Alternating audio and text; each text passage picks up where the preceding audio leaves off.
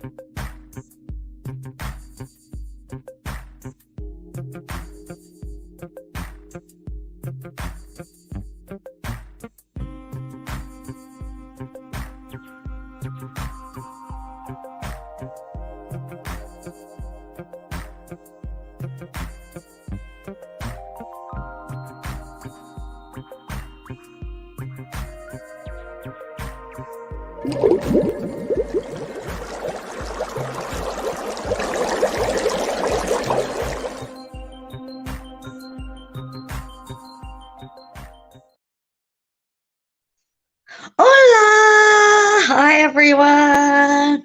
Welcome to the Tuesday night 710 Sesh. I'm your host, Janine the Cannabis Berry.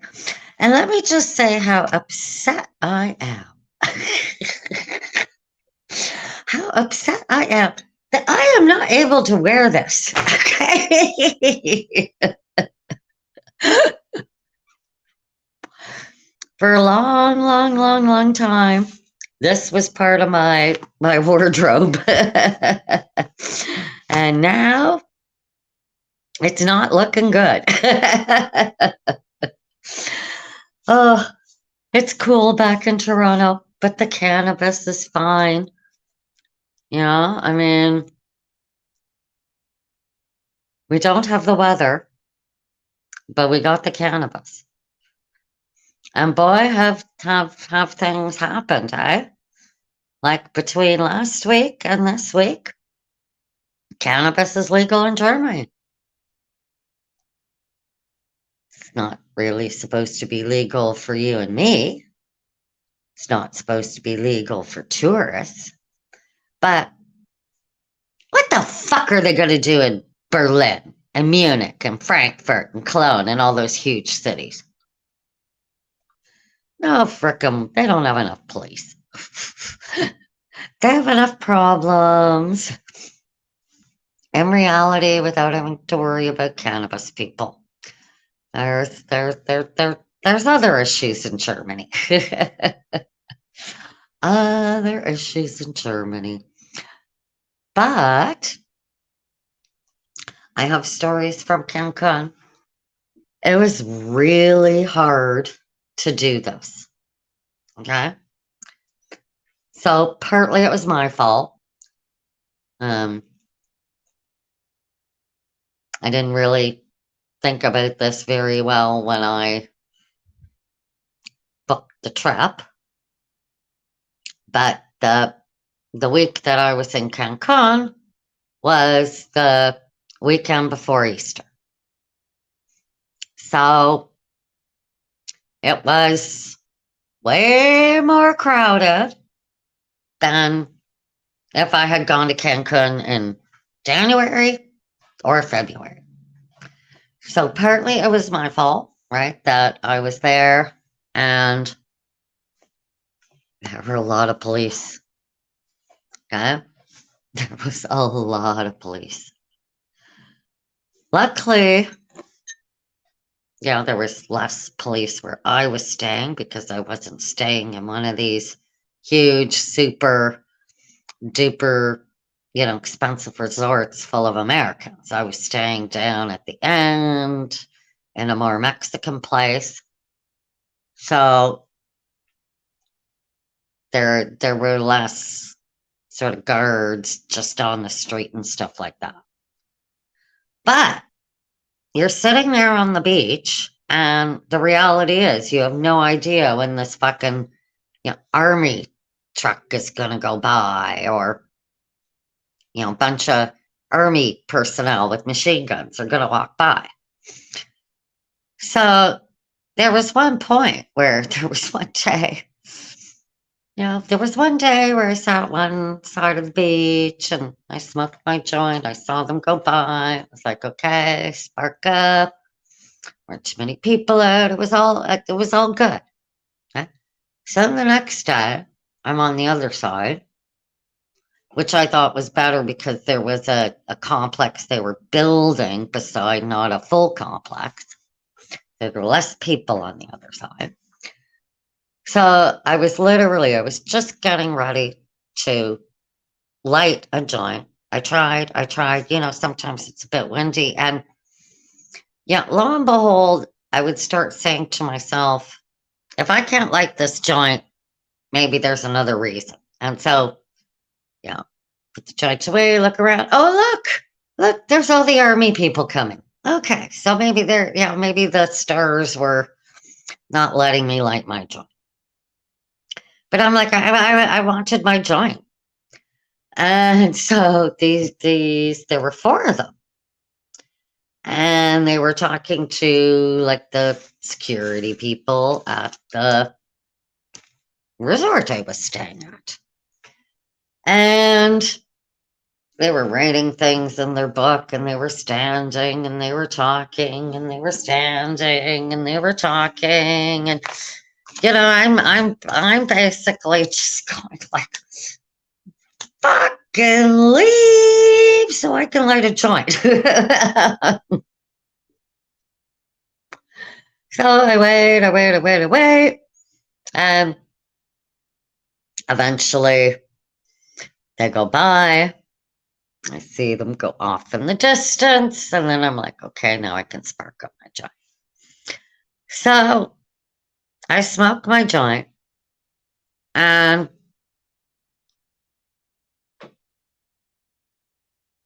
I finish up. And it's getting to be sunsetish. It's close to 6 or whatever. And there's this young couple walking on the beach, and they come right up to me and they go basically, excuse me, do you know where to get cannabis? Did you bring that with you? Do you know, like, they just like 20 questions at me, okay? And I looked at them and I was like, I brought it with me. I brought it with me. And I was like, I came from Merida. And they were like, oh, okay. And so they started walking off. And I was like, hey, like, come back. So they come back and I go into my bag and I find a couple of joints. And I'm like, here you go. And they're like, oh my God, what do we owe you? What do we owe you? And I'm like, you owe me an absolutely wonderful weekend that you kids, I want you kids to have an absolutely wonderful weekend. And I want you to, know that this is compliments of, Janine the Cannabis Fairy from Canada. And they were just like, and I was like, no, you kids, you go have fun. He said, you just be really, really, really careful where you smoke. There's a lot of police. Da, da, da, da, da. So, I mean, and they were Mexican. Okay, they were not Canadian. They were not American. They were Mexican. So, in true Cannabis Fairy fashion, I helped out, and I had enough. So I brought a decent amount with me to Cancun. There was no fucking way I was going to run out in Cancun. And I had enough that if I had to stay a day longer, like last year, I would have been okay.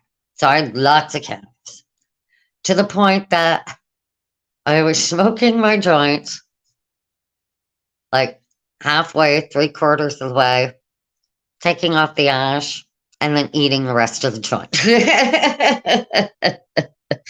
The reality was that was sometimes the easiest way to get through a joint, to just only smoke part of it and eat it. Eat the majority of the evidence. And the bizarre thing was, because it was close to Easter, and there were so many people on the resort. All the police were at that resort zone. Whereas last year, when I was in Cancun, I happened to be in Cancun when it was Carnival Week. And so there were massive concerts and everything downtown. So downtown, it was fucking really hard to fucking smoke a joint last year downtown. I had to sort of really, get off the beaten track to smoke a joint. And then at that point, you're saying, well, am I too far off the beaten track, for this to be not a safe endeavor? Okay, so you've got to weigh these, like, okay, I want to go to see this in downtown Cancun. Is it going to be so touristy that, too many people, too many cops, I won't be able to smoke a joint there? That literally I should have the Uber take me to the supermarket that's 2 or 3 blocks away from where I want to go. Drop me off there. And then I can walk in a more, more residentially neighborhood or something like that, where I can puff away and I'm, not bothering anybody. So it was really weird because I literally found it easier to smoke a joint in downtown Cancun this year than last year. Last year it was way easier to smoke a joint in the hotel zone. Just walk down the street and smoke a joint. But this time, literally, at the really, really expensive resorts and stuff, that's sort of the elbow part of Cancun, the amount of police was staggering. Like literally, there were trucks that would come out around 11, 12 in the morning, and they'd just be full of army people with machine guns in the back. Okay? And they'd just drive down the road, and they'd drop a few of them off, and then the truck would drive down another 100 feet, drop a few of them off, and then the truck would go another 100 feet and drop a few. And so literally you could stand and you could sort of look around you, and there were like, there was like freaking these National Guardia with machine guns fucking everywhere. And then there's police, and then there's state police, and then there's just so many police. It's crazy. So it's like, will I ever go to Cancun and march again? No, I do not recommend it for any cannabis person at all. I really don't. There has to be a better, way, way better place for us to go in March. Now, what happened to my lighter? I mean, I lit this. This was lit. Where did it go? Where, I only have like 1,000 lighters, or it seems like I have 1,000 lighters in this place sometimes. So the other good Cancun story I have is, again, another one of being the Cannabis Fair. So it was my last day. I had checked out of my room, my Airbnb, and so my luggage was in the luggage room, and so I had my purse to go to the airport, so it was pretty stuffed, and I had like a shopping bag, right, that had like water in it, and I had this basically I made a strawberry margarita without the tequila in a water bottle that I could take to the beach with me, and it was sort of semi-frozen. Shake it up and a little margarita on the beach before I left. And yeah, I had like sunscreen and snacks and a book, and because I had to get out of my room at noon, but the car wasn't coming to get me until like about 2:30. So I knew I'd have time. So, but I needed a few more things that I knew I'd need for the airport and stuff like that. So I walked to the Go Mart. So Go Mart's not that far, 3/4 of a kilometer. And so I got some things at the Go Mart so I could have some food, and I'm really happy I did because otherwise there was very little food on the plane. And it was a really weird flight. And then the food at the airport is just outrageous. So I'm glad I bought some snacks. So I walked back to the hotel. And the way this hotel is, okay, is it's sort of on a hill. And Merida and Progresso are flat, okay? There's no freaking real hills. So for months, it was pretty damn flat where I was. So here, there's this driveway you have to walk up.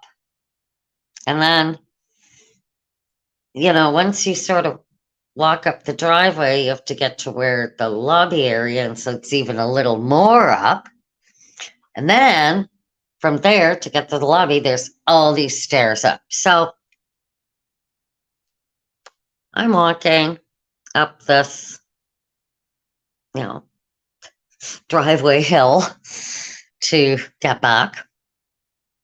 And there were these two younger girls that were also coming up around the same time. So I basically get to the bottom of the stairs and I'm just like, oh my freaking God. So the girls were at the top of the stairs. So one of the girls screams down to me, do you need help, ma'am? And I said, oh my God, if one of you girls could take my bag, I would be grateful. So one of them runs down, grabs my bag, and runs it up. And she's like, you're okay. You don't need help. I'm like, if you got my bag, I'm okay. So I go up the stairs. Thank the girls. And off they go, and off I go. So I go to the bathroom. I put my bikini on. I'm going to go down, sit at the beach. And so I go, and I had I just smoked a joint on the walk up, right? So I got down to the beach, and don't I look over and see those two girls at the bar. My God, first of all, they had the most incredible bathing suits on I've ever seen. These girls were just, wow, really good. Very nice looking young ladies, okay? And so I'm sitting there, I have my little, strawberry drink, and I'm thinking, okay, it's, 1:00. I'm supposed to go to the airport in an hour and a half. I look in my thing, I'm like, well, how many joints am I actually going to be able to smoke before I go? And I've got one really super duper good joint roll and two other joints. And I look at these other two joints, and meanwhile, the beach is just packed. It's Tuesday afternoon. It was windy, but there were tons of people. Every chair was taken. I'm thinking to myself, well, it's going to be really hard for me to try and smoke one here. I might have better luck in the driveway or something, but still, it's easier at night to smoke one in the driveway than. So I'm looking at these, and I go, well, I'll for sure need the one the airport. Meanwhile, I've been smoking. I'm high, at this point. So I look at these joints, and I go over to the girls, and I go, I want to thank you girls again for helping me. And I said to the girls, do you smoke cannabis? And she sort of looks at me, and I'm like, cannabis? And I'm like, put your hand out. She puts her hand out, so I put a joint in her hand. Of course, her eyes just light up. And so then I look at her friend, I put another joint in her hand, I close her hand. The two girls are just looking like, this fucking old lady just fucking gave us cannabis. Like, oh my God.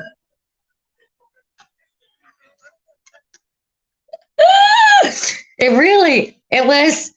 was hysterical. Okay, it was just hysterical. These girls' reaction. They must have been 25 years old or something like that.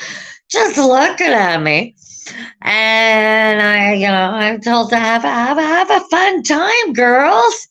And I'm like, Janine, I'm Janine the Cannabis Fairy from Canada, and I really want to thank you for helping me, helping me too. So they were just, yeah, again. So I made somebody else's little vacation, right?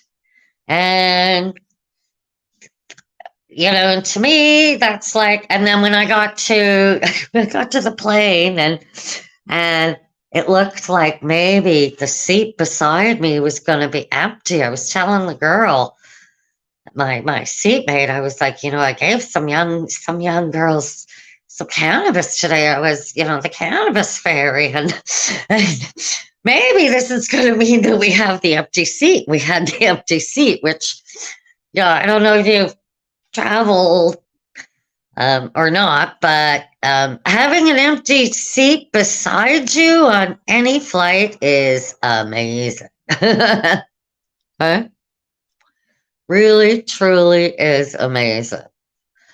And, just makes life easier. You got this little thing where you can, put extra stuff. And, I mean, it's awful when you're sitting there, you think you have the empty seat, and then all of a sudden, some big guy walks in and there he goes right beside you. Just like, damn.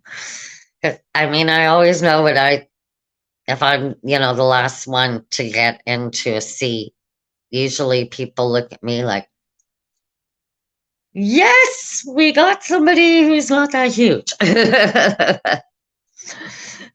I will say back in the day, I used to always be able to climb over people. Would be like, no, you don't have to get up. If you fall asleep, it's okay. I'll just climb over you. But the climbing's a little harder now, I will say.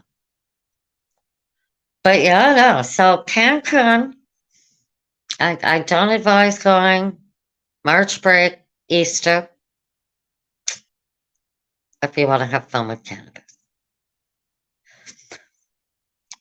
I mean, there were cannabis people there. I met a guy who had a dive shop next door, and we had long discussion. We had a couple discussions on cannabis, and I was saying to him, like, you guys appear to be everywhere, but you're just not doing it. And he's like, yeah, the average Mexican person is doing it in their house, which you guys know how far back we have to go in our, memory to think about a time when we didn't think walking around in the street with a joint that we were really doing a bad thing. Like, by the time I was in my 20s working and paying fucking taxes, I was like, what the fuck am I doing wrong? Nothing. Nothing wrong. Yeah. So, I mean, for me, it's been a long time since I've been just, thinking that everything's fine. Now, of course, according to the UN, while I was trying to stay warm, and while you guys were freezing. Okay, how do I get rid of this? Let's see. How do I? Hang on, I think I have to do that. No. This phone is so... Oh, hang on. There we go. No, let's go like this. No. Oh, there we go. That's how we can get into it. But I have the biggest load of gobbledygook you guys ever fucking heard, okay? Oh, let's see. Will it let me get there? Oh, come on, you. Where? Oh, here we go. English. Anglais. Open. Okay. So the high-level declaration by the Commission on Narcotic Drugs of the 2024 midterm review following up to the ministerial declaration of 2019. Okay, see if you guys think this makes any sense at all. And it's just like, oh my God, are you serious? Like this is what your shared commitments are? We reaffirm the commitments made in the ministerial declaration of 2019. Okay, so you already have to know what that. To accelerating, based on the principle of common and shared responsibility, the full implementation of the political declaration and plan of action on international cooperation towards an integrated and balanced strategy to counter the world drug problem of 2009. Okay? The joint ministerial statement of the 2014 high-level review by the Commission on Narcotic Drugs of the implementation by member states of the session of the General Assembly on the World Drug Problem held in 2016, aimed at achieving all commitments, operational recommendations, and aspirational goals set out therein. Nothing. I got nothing from that. Then this one's the killer, because this one, to me, it's like, well, if I actually read this one, then they can't fucking do anything to us fucking cannabis people. They shouldn't be able to do anything to fucking cocaine people either. They shouldn't fucking be able to do anything to any fucking drug people. Listen to this. We also reaffirm our commitment to effectively addressing and countering the world drug problem in full conformity with the purposes and principles of the Charter of the United Nations, international law, and the Universal Declaration of Human Rights. With full respect for the sovereignty and territorial integrity of states, the principle of non-intervention in the internal affairs of states, all human rights, fundamental freedoms, the inherent dignity of all individuals, and the principles of equal rights and mutual respect among states. So basically, us drug people aren't people, according to them. That we're somehow, the drug laws trump the human rights. It's like, at what point we further reaffirm our determination to address and counter the world drug problem and to actively promote a society free of drug abuse in order to help ensure that all people can live in health, dignity, and peace. It's okay for you to have that glass of wine. Relax after work. Use that drug. That's okay. Remember, most countries of the world can't use cannabis.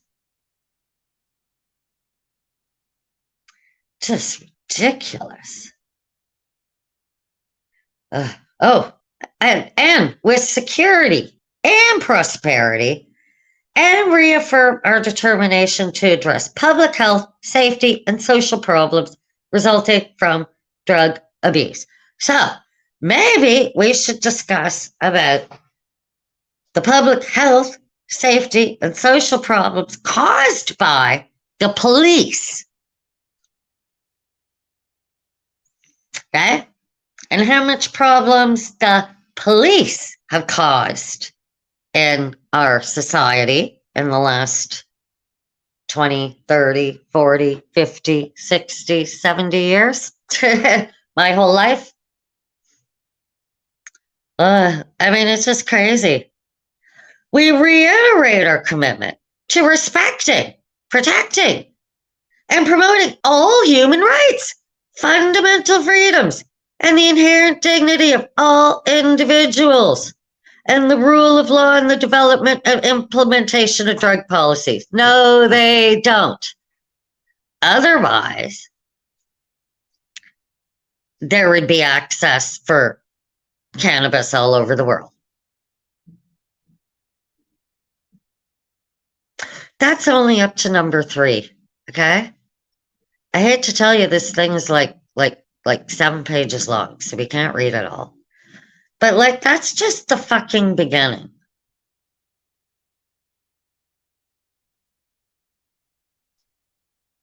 But they underscore that the single convention on the narcotic drugs in 1961, as amended by the 72 Protocol, and the convention in 71 on psychotropic substances, and 1988, and other relevant instruments constitute the cornerstone of the international drug control system. Welcome the efforts made by states parties to comply with the provisions and ensure the effective implementation of those conventions, and urge all member states that have not yet done so to consider taking measures to ratify or accede to those instruments. Well, we told the UN to fuck off. And more member states need to tell the UN to fuck off. And that we will write our own laws. And that in fact, we should not be part of the UN Convention anymore. We just shouldn't be part. I think Canada, in some ways, just needs to be like, okay, cannabis is legal here. Cannabis should be able to come into Canada. Cannabis should be able to leave Canada. It's legal here. And we should not be party of the convention anymore. I don't know what else to say. I mean, like I said, it just goes on and on and on and on. And it just makes, me more and more and more angry. They didn't have to hear from me this year. In fact, I don't even, how do you even fight this? How does somebody like you and me who knows how fucking good cannabis is, how do we fucking deal with shit like that? Yeah, and we just have to chip away where we think we can chip away, and then have little spaces where we can live our lives in peace. But that's wrong. Okay? It's wrong. This is not a bad thing. Cannabis is not a bad thing. I can walk down my street and go to a wine rack. That's not healthy for you, okay? Okay? This is much more healthy for me. Even if it was one I rolled myself. Everybody knows I'm a crappy roller. Anyways, kids, that was my little rant. Oh, and I didn't even tell you about, I saw a cannabis shop being closed down today, an indigenous cannabis shop. I'm going to have to call my city councillor tomorrow and ask them why they were fucking wasting my fucking tax dollars, having fucking police trying to close an indigenous store down.